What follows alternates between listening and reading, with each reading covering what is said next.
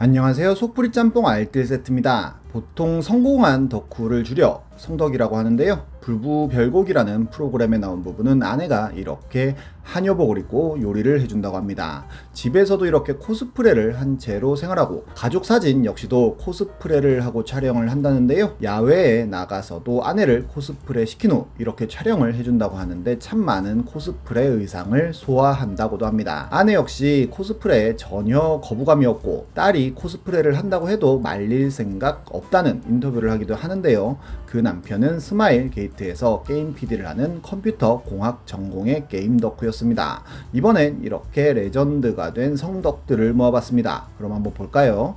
첫 번째는 도선사 겸 전 롯데 단장 송정규 씨입니다. 그는 해양대를 나와 항해사와 도선사를 하는 뼛속까지 뱃사람인데, 뼛속까지 롯데 팬이기도 하여 롯데 야구를 꾸준히 봤다고 하는데요. 해도 해도 너무한 플레이를 보면서 여러 루트를 통해 롯데의 문제점을 구단에 알렸지만 구단에서는 별 반응이 없었고, 참을 수 없던 그는 자비를 들여 본인이 알고 있는 롯데의 문제점들을 집대성하여 필승 전략 롯데 자이언츠 톱 시크리트라는 책을 냅니다. 롯데를 소리 없이 침몰하여 가는 난파선이라고 하는 서문부터가 굉장히 인상적인데요. 제 1장만 봐도 점수를 어렵게 얻고 쉽게 잃는다로 시작하여 구단주의 우승에 대한 의지가 부족하고 투자가 미흡하다로 끝나는 등 말 그대로 촌철살인의 평을 했습니다. 첨부를 찍어 부산 시내 대형 서점에 돌렸는데 결국 신준호 롯데 구단주 대행의 손까지 들어갔다고 합니다. 그는 송정규 씨를 불러 바로 단장을 맡겼다고 하는데요.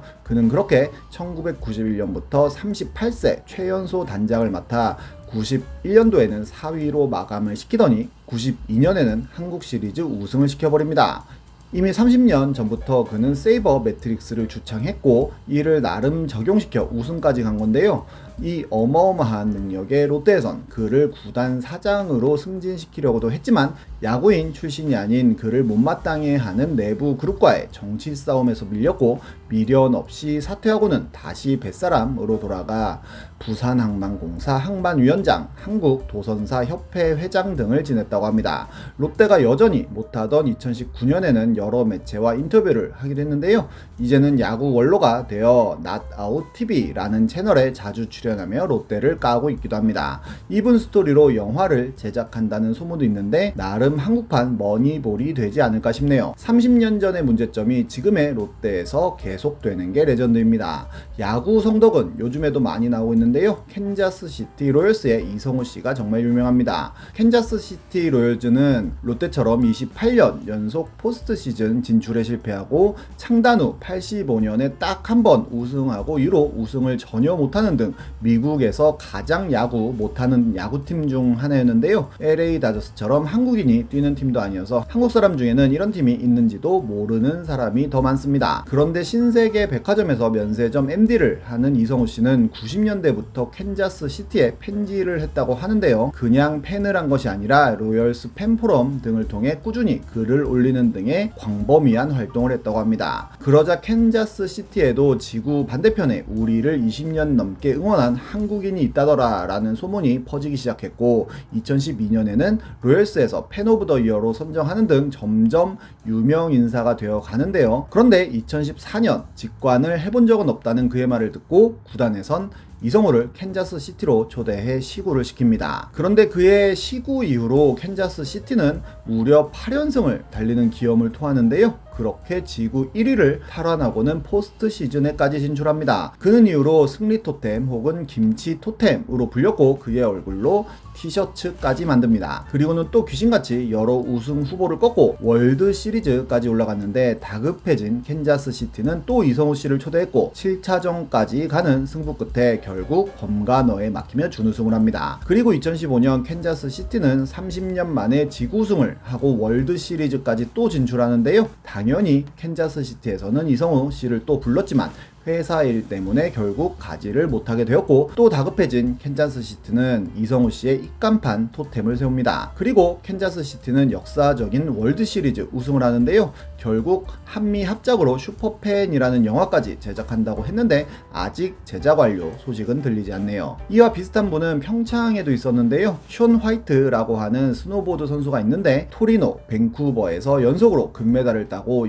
그때 2번이나 100점 만점을 받아 그의 이름을 딴 비디오 게임까지 출시시킨 스노보드계의 김연아 같은 선수입니다. 그런데 평창에서 스노보드 장비 대여 및 수제 버거집을 하는 사장님이 숀 화이트의 찐팬이라고 하는데요. 그런데 평창 올림픽을 위해 가게에서 5분 거리에 휘파게 숀 화이트가 왔다는 소식을 들은 그는 100만원짜리 수제 버거 메뉴를 만듭니다. 플라잉 토마토 버거라는 이름인데 숀 화이트의 별명이 플라잉 토마토였다고 하는데요. 100점 만점을 받아달라는 의미로 100만원으로 책정하고 지금까지 금메달을 2개를 땄으니까 패티를 2장으로 했으며 사이드 메뉴로 나온 닭날개 역시도 평창 하늘을 솟구쳐 오를 숀 화이트의 비상을 상징했다고 합니다. 사실 순수 응원의 목적으로 만든 메뉴이기에 팔 생각도 없었고 실제로 팔리지도 않았다고 하는데요. 그런데 숀 화이트의 귀에도 너를 위해 버거를 팔고 있더라는 소식이 들렸고 직접 해당 버거집에 방문을 했다고 합니다. 사장님은 진짜야? 숀 화이트 맞아? 라며 연신 외치면서 메뉴판을 보여줬다고 하는데요. 메뉴판에는 가장 특별한 메뉴 오로지 숀 화이트만을 위한 금메달을 위한 염원이라는 문구가 있었다고 합니다. 맛있게 먹고 가라며 숀 화이트 버거를 정성껏 만들어 주었고 숀 화이트는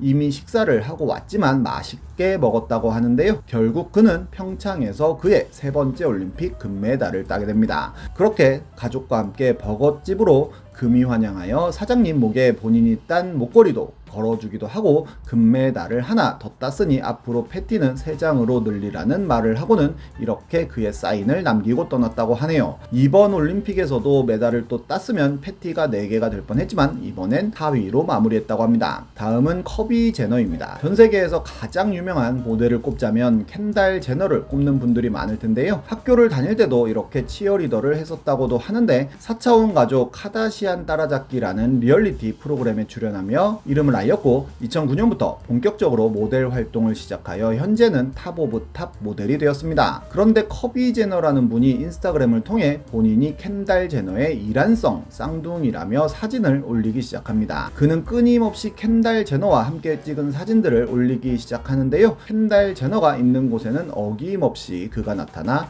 함께하는 모습이 있었던 것입니다. 하지만 이는 모두 합성이었는데요. 아무리 봐도 합성 같지 않지만 전부 합성이라고 합니다. 켄달 제너의 사진 중 가장 유명한 이 사진에 본인을 존 레논인 것 마냥 합성을 하기도 하고 켄달 제너가 길거리에서 다리를 하나 들고 사진을 찍으면 그 다리를 아는 모습을 합성하기도 하고 바자르지에서 표지 모델을 하면 그 옆에서 책을 읽는 모습으로 합성하기도 하는 등 엄청난 장인 정신으로 덕질을 한 것입니다. 그러자 커비 제너 역시 팬이 생겼고 그의 팬들 역시도 장난을 치기 시작하는데요. 이런 사진들이 모두 커비 제너의 팬들이라는 사람들이 합성해서 올린 사진들이라고 합니다. 지금도 그는 여전히 켄달 제너와의 합성 사진을 올리고 있는데 팔로워만 130만 명에 가까운 어마어마한 유명 인사가 되었습니다. 연예인을 너무 좋아해 성공한 경우들은 참 많은데요. 태국에 살고 계신 이 여성분은 우리나라 비의 어마어마한 팬이라고 합니다. 그런데 태국에서 비 커버 댄스 대회가 열린다는 소식을 듣게 되었는데 1등 상품은 비와 함께하는 저녁 식사였다고 하는데요. 그녀가 직접 나가는 건 힘들다고 판단하여 자식들을 대회에 내보내기로 결심했다고 합니다. 큰아들은 열심히 준비했지만 대회를 앞두고 다리에 부상을 입었다고 하는데요. 포기할 법도 하지만 여성분은 포기하지 않았고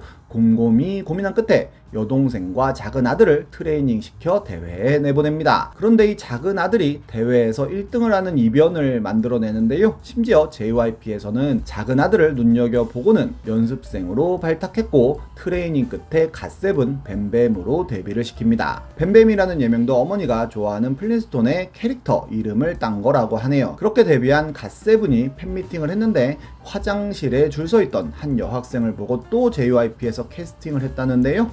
2차 정식 오디션을 거쳐 JYP 연습생이 되었고 결국 믹스9이라는 프로그램을 거치고는 있지의 류진이라는 이름으로 데뷔하게 됩니다. 장윤정의 엄청난 팬이었던 이분은 결국 장윤정을 며느리로 받아들였고 김연아의 광팬인 그레이시 골드는 소치에 출전하여 김연아와 사진을 찍을 수 있었고 미국의 평범한 소녀였던 다니엘 시저는 제이크 오스틴의 광팬이어서 5년 동안 그에게 끊임없이 메시지를 보냈다고 하는데요. 팬사인회에서 드디어 만날 수 있었고 결국 사귀는 데까지 성공했다고 합니다. 무언가 이렇게 끊임없이 원하면 언젠가는 이루어지는 것 같기도 합니다. 모두 원하는 일 이루어지기를 기원합니다. 지금까지 속풀이 짬뽕 알뜰 세트였습니다.